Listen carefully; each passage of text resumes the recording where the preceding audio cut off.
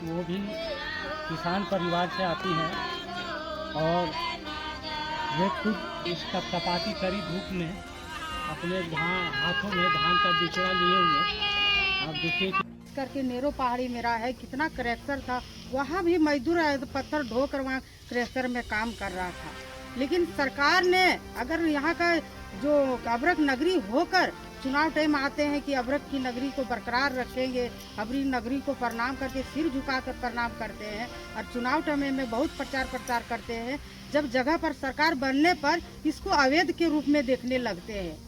और खास करके यहाँ प्रशासनिक है, यहाँ का जो बड़े अधिकारी है, उन लोगों को कड़े रवैया लेने के आदेश दे देते हैं और मजदूर जो ढिबरा बीतते हैं उन लोगों को खदेड़ने का काम करते हैं। जो बेरोजगारी हो गई है, यहाँ का जो उन लोगों को घर परिवार चलाना मुश्किल हो गया है, बाल बच्चा को शिक्षा देने में भी मुश्किल हो गया है उन लोगों को। अब वो लोग खास करके मैं खेती इसलिए कर रही हूँ, अभी देखिए बरसात का सावन है, सब अपना खेत में उन लोग को इसी कर रहे हैं कि अपना अगर अभी बेरोजगारी हो गई है तो खास करके अपना खेती कर ले, कुछ आप लोग को व्यवस्था खाने का कुछ व्यवस्था हो जाएगा।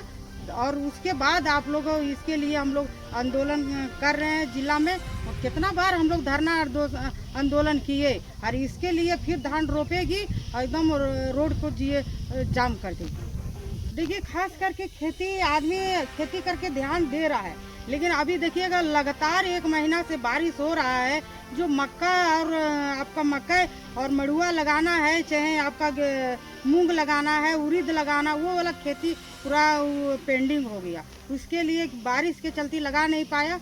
अब खास करके अभी धान लगा रही है, उसी से अभी आश्रित से अभी आशा विश्वास लगा रही है कि कम से कम चावल खाने का हो जाएगा तो माड़ भात तो खाएंगे। अभी सरकार तो देखिए नेरो पहाड़ी में ट्रैक्टर चलता था, वहाँ भी धान रोप कर वहाँ अपना चल जाती थी अपना रोजगार मजदूरी करने के लिए। लेकिन देखिए खास करके अभी 10 साल से वहाँ ट्रैक्टर वाला महिला लोग को बेरोजगारी थी, तो ये लोग बार बार हमसे बात कर रही थी कि मुखिया जी बार बार आवाज़ उठाइए, तब तक हम लोग को कुछ व्यवस्था कर दीजिए। तो ये लोग मजदूर है, अभी धान रोपने के लिए मजदूरी करने आई है।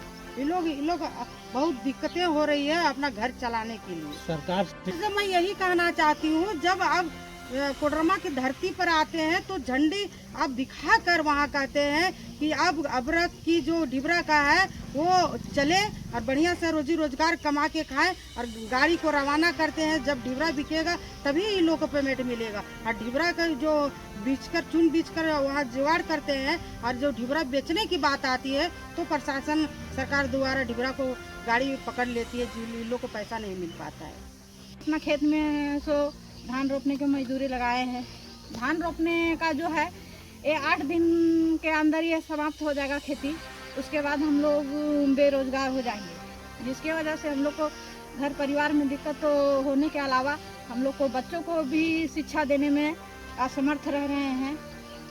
तो जिसके चाहते हैं कि जो हमारा रोजी रोजगार था, सरकार जब भी चुनाव आता है तो बोलते हैं कि सभी नेता आते हैं और बोलते हैं कि ये हमें कीजिए, हमें वोट दीजिए, हमें यहाँ का नेता या विधायक बनाइए तो हम आप लोगों के लिए रोजी रोजगार का व्यवस्था रखेंगे। लेकिन जब हो जाता है चुनाव और उसके बाद है तो फिर सरकार है जो अपना कानूनी कार्रवाई करने लगते हैं कि ये अवैध है। ढिबरा पत्थर भी था जो उसमें भी तो बंद हो गया है वो पूरी तरह से, लेकिन ढिबरा था तो हम लोग सब लेडीज लोग जो है घर बैठे वो लोग है सो हम लोग चुन बीच करके अपना घर परिवार चलाते थे, अपना बच्चा। तो वही हम लोग चाहते हैं कि ये काम जो है ढिबरा वाला ये हम लोग को अच्छे तरीके से चुनने का जो है सरकार से मांग करते हैं कि इसमें सरकार अपना जो हम लोग को बार बार परेशानी करते हैं वो बंद करे और हम लोग को अच्छे से मजदूरी करने के लिए हम लोग को